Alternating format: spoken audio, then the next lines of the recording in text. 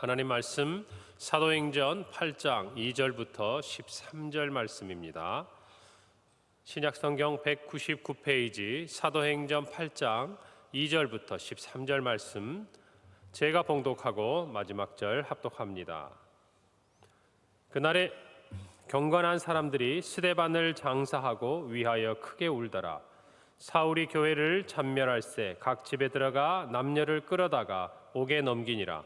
그 흩어진 사람들이 두루 다니며 복음의 말씀을 전할세 빌립이 사마리아 성에 내려가 그리스도를 백성에게 전파하니 무리가 빌립의 말도 듣고 행하는 표적도 보고 한 마음으로 그가 하는 말을 따르더라.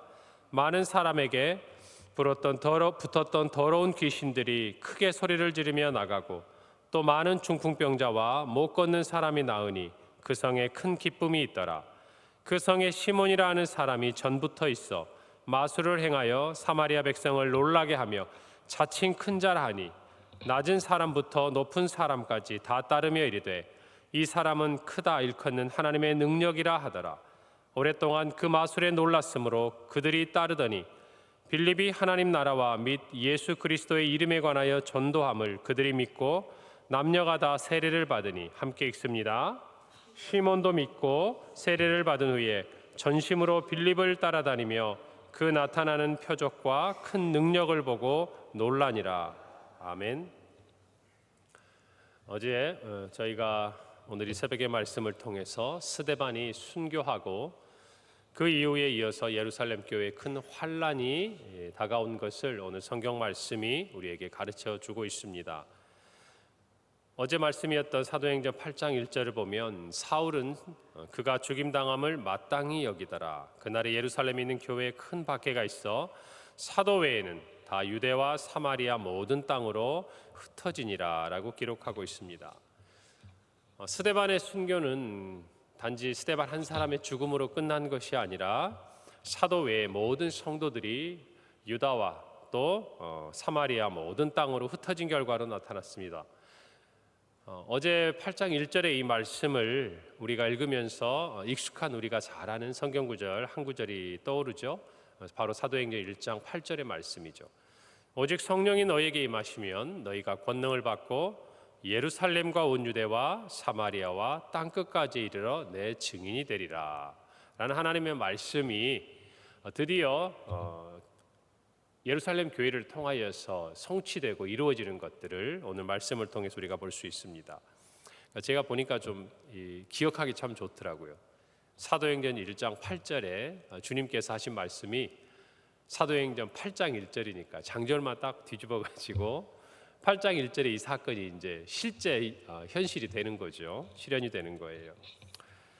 우리가 기억해야 될 부분들은 사단은 스데반을 죽임으로 말미암아 예루살렘 교회에 일어났던 큰 부흥을 이제 정말 핍박하고 박해함으로 예루살렘 교회가 더 이상 성장하지 못하도록 그렇게 목적을 가지고 행한 일이었지만, 그러나 하나님의 역사는 놀랍게도 스데반 한 사람의 죽음 이후에 예루살렘에 머물러 있던 이 복음이 예루살렘뿐만 아니라 온 유대와 사마리아로 퍼져나가는 결과를 가져온 것을 우리가 알 수가 있습니다.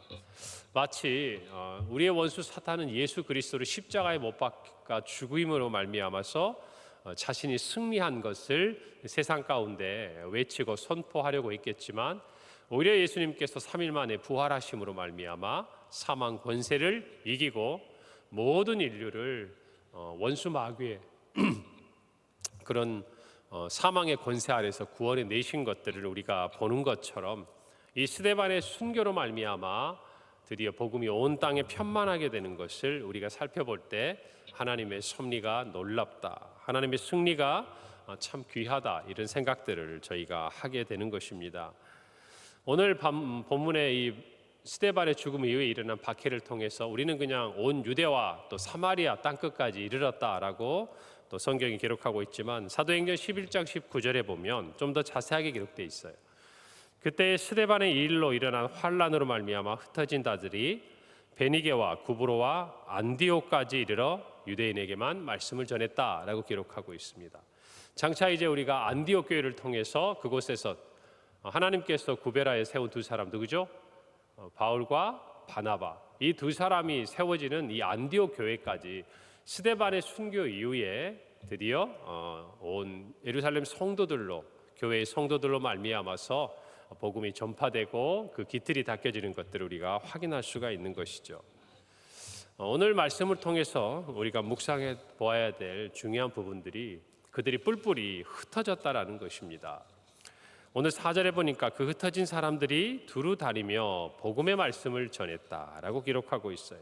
조금 전에 읽어본 저희들이 사도행전 11장 19절에서도 스데반의 환난으로 말미암아 뿔뿔이 그들이 각지로 흩어진 것을 우리가 확인할 수 있습니다. 오늘 성경을 보면 1절에 다 흩어졌다라는 이 의미는 문법 구조상의 수동태예요.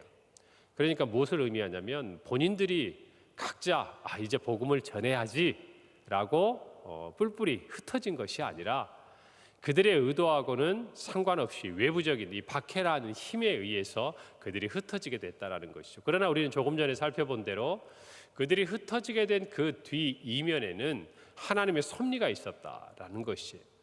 결국 그렇게 본다면 이 8장의 스데반의 순교, 그리고 그 이후에 일어난 예루살렘 교회 박해로 말미암아서 성도들이 흩어지게 된 이 모든 뒤 배경에는 하나님의 인도하심, 하나님의 뜻과 섭리가 있었다는 것을 우리가 알 수 있다라는 것입니다.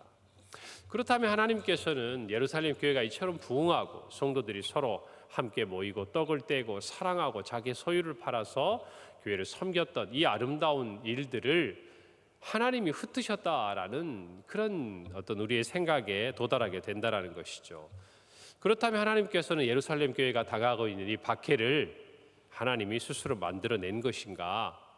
또 그렇게 하나님께서 그냥 박해만으로 끝낸 것인가? 그게 아니라는 것을 우리는 잘 알고 있지 않습니까? 예레미야서 29장 11절에 보면 여호와의 말씀이니라 너희를 향한 나의 생각을 내가 아나니 평안이요 재앙이 아니니라 너희에게 미래와 희망을 주는 것이라 라고 말씀합니다. 하나님께서 성도들을 이 땅의 교회가 고난과 어려움 가운데 있도록 허용하시고 또 그 길 과정에서 교회가 그 고난을 이겨내도록 하시는 데는 하나님께서 계획하신 희망이요 미래요 또 장차 오늘 말씀에 있는 것처럼 복음이 땅끝까지 전파되어가는 하나님의 나라를 위한 계획이 있다는 것을 저와 여러분이 아셔야 돼요.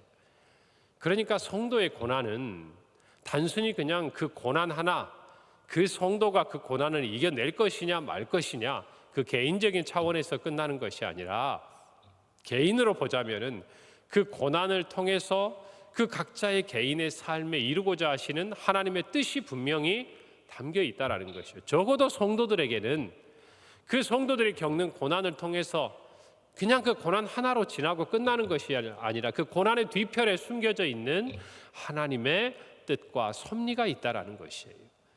그것을 저와 여러분은 믿어야 돼요.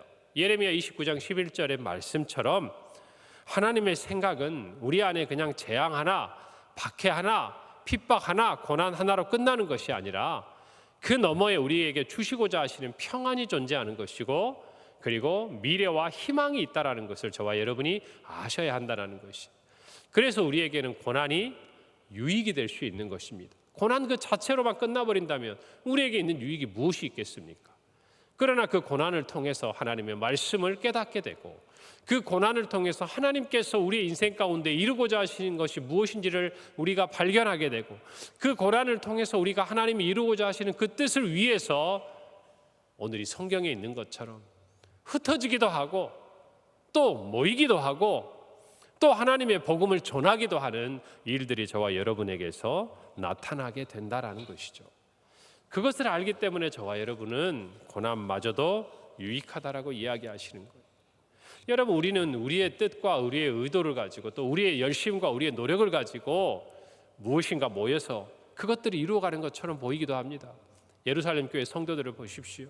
바나바처럼 정말 자기가 결단하고 소유를 팔아서 교회를 섬기기도 합니다. 그리고 사도들처럼 목숨을 걸고 복음을 전파하기도 합니다. 그리고 이 예루살렘 교회 수많은 성도들처럼 모여서 떡을 떼고 아름다운 교회 공동체를 이루어가기도 합니다. 이전에 이 땅에서 발견하지 못했던 아름다운 모습이라는 것입니다. 여러분, 그러나 그것이 우리의 힘으로만 된 것이 아니라는 것이에요. 성도들의 사랑으로만, 성도들의 믿음으로만, 성도들의 그 어떤 것으로만 이루어진 것이 아니라, 여러분 성경 말씀에 있는 대로 우리 주님께서 떠나지 말고 승천하시기 전에 예루살렘의 이 성에 머물라 하시면서 성령이 너희에게 임할 것이라고 말씀하시지 않습니까? 그리고 그 성령이 강림한 이후에 예루살렘 안에 교회가 생기고 성도들이 모이고 그들이 성령의 충만함을 입어서 예수 그리스도를 담대히 전하는 것들을 보는 것입니다. 여러분, 우리가 우리의 인생을 내어드렸어요. 우리의 소유를 내어드렸어요. 우리의 시간을 내어드리고 우리의 삶을 내어드렸습니다. 그러나 그 이 모든 것들은 하나님이 말씀하신 그 틀 안에서 이루어지고 있는 것들이에요. 저와 여러분도 이것을 깨달아야 하는 것입니다. 우리 힘으로 모이는 것 같고 우리 힘으로 세워가는 것 같지만 하나님의 뜻이 우리를 이끌어 가시는 것이에요. 하나님의 뜻이 우리를 인도해 가시는 것이에요. 그러니 예수님이 말씀하신 것처럼 모여서 성령이 오시기를 기다리고 그들이 아름다운 교회 공동체를 이루어가지만 때로는 오늘 말씀에 있는 것처럼 하나님의 자녀들은 고난을 통해서 흩어지기도 하는 것이에요. 모이는데도 하나님의 뜻이 있고 흩어지게 하시는데도 하나님의 뜻과 계획이 있다라는 것입니다. 우리가 고난 중에도 낙심하지 않는 것은 바로 우리의 이와 같은 삶을 통해 이루어가시는 하나님의 뜻이 온전하게 우리의 삶을 통해 이루어질 것을 믿기 때문이래요. 그래서 우리는 우리의 뜻을 이루기 위해서 우리의 삶의 어떤 목표를 성취하기 위해서 이 고난을 지나가는 것이 아니에요. 이 고난을 지나가면서 우리가 알지 못했던 하나님의 뜻과 계획이 이루어지기를 순종하는 마음으로 이 고난을 버티고 이긴다는 것이에요. 할렐루야. 그것이 저와 여러분 성도들이 고난의 시간을 지나가는 이유입니다. 인내하는 이유이고 우리가 당장의 눈앞에 보이는 고난과 어려움이 있어도 그것을 참을 수 있는 시간이라는 것이에요. 이제 예루살렘 교회 성도들은 흩어질 시간이 된 겁니다. 그런데 그냥 보낸 것이 아니에요. 하나님께서는 그들을 훈련시키셨어요. 그들이 흩어져서도 복음을 전할 수 있는 준비를 정말 사도들도 아니고 이 성도들에게 시키셨다 그 말이에요. 성령의 충만함을 입어서 그들이 정말 오순절 성령 강림 이후에 예루살렘 교회에 일어난 수많은 기적들, 나면서부터 걷지 못했던 사람들, 정말 그 사람이 일어나고 그 다음에 많은 병자가 치유가 되고 사도들이 사내들인 공회에서 담대하게 외치고 그들이 잡혀 들어가도 두려워하지 아니하고 예수님을 잡아 죽였던, 십자가에 못 박아 죽였던 그들마저도 어찌할 수 없는 이 일들을 보게 하시는 거예요. 여러분, 우리 평강교회 부흥도 마찬가지입니다. 여러분이 애쓰셨어요. 여러분이 수고하셨습니다. 여러분의 부모님들이 정말 자기의 생명에 가장 귀한 것을 들여서 이 교회를 세워가셨습니다. 그럼에도 불구하고 그분들이 내가 수고했다고 하지 않습니다. 이 자리에도 많은 섬김을 하셨지만 내가 정말 이 교회를 위해서 애쓰고 내가 이 교회를 세웠다고 이야기한다면 그것은 자기의 신앙을 다시 한번 돌아봐야 돼. 적어도 성숙하게 하나님의 뜻 안에서 우리 평강교회가 성장해 가는 것을 기뻐하시는 분들이라고 한다면 다 이렇게 말씀하실 거예요. 다 주님이 하셨다고, 다 하나님께서 이루셨다고. 여러분, 그렇지 않습니까? 정말 자신의 온전한 헌신을 드린 사람일수록 그렇게 고백할 수밖에 없는 것이에요. 왜요? 그 사람이야 아는 것이에요. 그 사람이야 말로 깨닫는 것이에요. 내가 있지만 그것이 내가 한 것이 아니라는 걸 아는, 하나님이 은혜를 주셨기에 감당할 수 있었던 것이고 하나님이 그것이 다른 사람이 아니라 나에게 그 사명을 감당하도록 붙들어 주셨음을 깨닫기 때문에 오히려 나 같은 죄인을 사용해 주심에 감사할 수밖에 없는 것 아니겠습니까?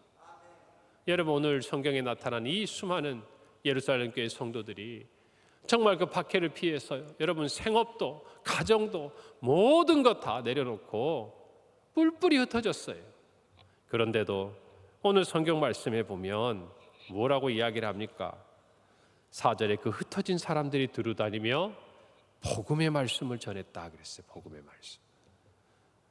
여러분, 오늘 이 말씀을 통해서 우리가 분명히 깨달아야 될 것, 예수 그리스도의 증인으로 살아가는 여러분들은, 그리고 저와 여러분 모두는 복음을 전하는 사람이라는 것이에요. 여러분, 고난의 시간인데 뭘 전하고 있습니까? 복음을 전하는 거예요. 그들이 쫓겨났어요. 그들의 생업의 모든 터전을 잃었습니다. 낙심할 수 있고요. 어쩌면 다시금 뭔가를 회복하기 위해서 이 세상의 것들을 더 추구하고 바라볼 수 있는 그런 상황이에요. 당장에 먹고 사는 것도 쉽지 않은 일이에요. 여러분, 그런데 성경은 기록해요. 그들이 박해를 받고 뿔뿔이 흩어져서 한 일은 다른 것이 아니에요. 뭘 했다고요? 복음을 전했다라는. 복음 때문에 박해를 받고 복음 때문에 흩어졌는데 그들이 그 흩어진 자리에서 그 복음을 전하고 있다라는 사실이에요. 여러분, 이것이 우리가 할 수 있는 일이 아니에요. 누가 행하시는 일입니까? 하나님께서, 성령께서 우리를 붙들어서 사용하시는 시간이라는 것입니다. 여러분, 우리의 고난도 마찬가지. 어려움 가운데 여러분, 우리의 고난이 단순히 우리의 삶의 어떤 힘든 과정을 몸부림치며 지나가는 것, 그것뿐이라고 한다면 여러분, 우리는 고난을 통해서 무엇인가 더 배워야 할 것이 있는 것이에요. 여러분, 하나님 말씀처럼 우리는 우리의 고난 중에 주님이 우리에게 주시는 위로를 받습니다.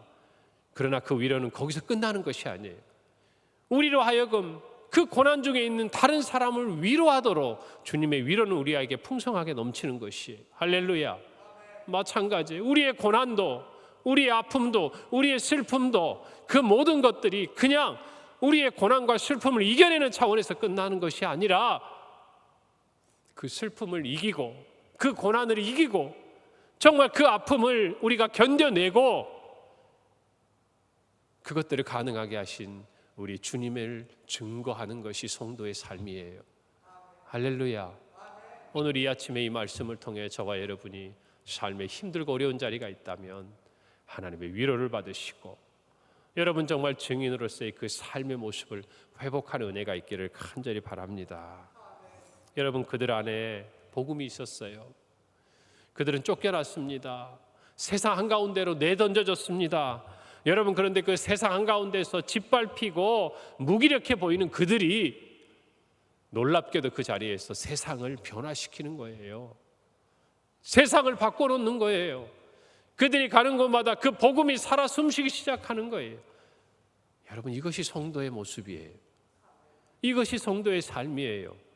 이 땅의 것도 다 가지고 하늘의 것도 다 가지고 여러분, 때로는 하나님께서 그런 사명으로 그 사람을 이끌어 가실 때도 있습니다. 그러나 성경은 말해요. 대부분의 성도들은 이 땅의 것이 아니라 하늘의 것을 가지는 사람이라고. 하늘의 것을 가지기 위해서 이 땅의 보화를 아낌없이 내어놓는 사람이라고 이야기를 하는 것이에요. 오늘 저와 여러분 모두가 이 은혜 안에 살기를 간절히 바랍니다.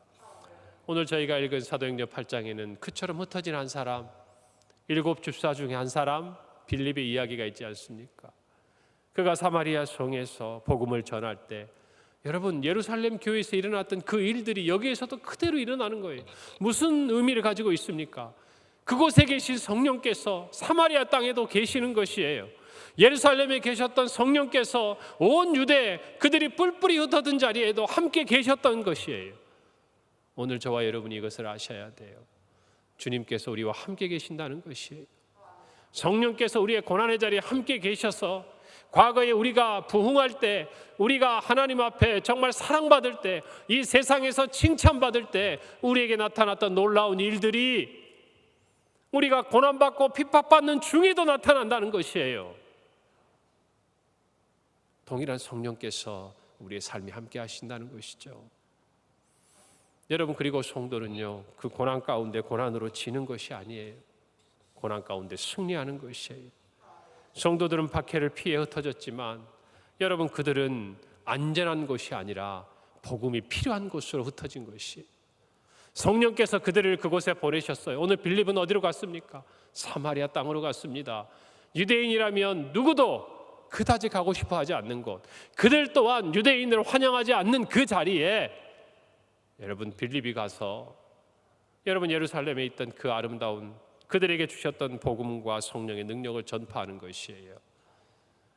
여러분, 그들이 그저 일신의 안전함을 추구했다면 다른 곳이 많이 있었겠지만 하나님은 땅끝으로, 예루살렘을 넘어서 온 유대와 사마리아와 땅끝으로 그들을 보낸 것이에요. 여러분, 고난의 자리가 오히려 복음 전도의 자리가 된 것이에요. 여러분, 우리가 믿음 안에 보십시오.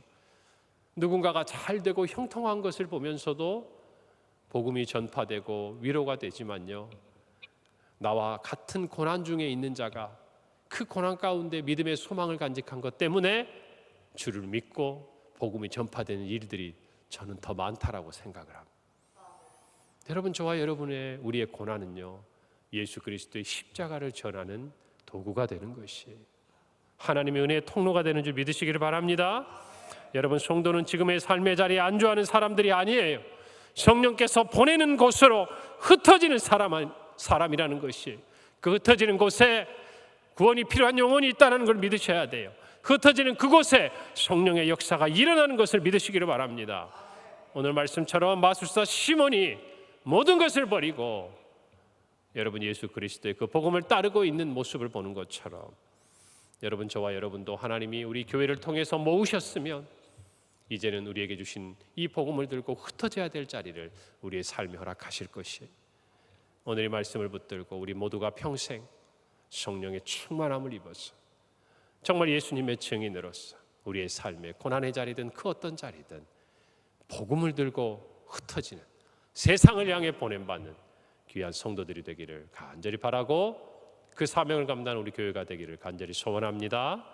기도하겠습니다. 하나님, 은혜를 감사합니다. 오늘 이 말씀을 우리의 마음에 간직하고 우리의 고난마저도, 또 우리의 삶의 그 어떤 순간마저도 예수 그리스도의 십자가의 복음을 증거하는 증인의 삶을 사는데 아버지 하나님, 걸림돌이 되지 않도록, 장애물이 되지 않도록 오히려 주의 복음을 증거하는 자리가 되도록 우리 모든 성도들의 삶에 하나님이 함께 하시고 우리 교회가 그러한 사명을 감당하게 하여 주시옵소서. 감사드리고 예수님의 이름으로 기도합니다. 아멘.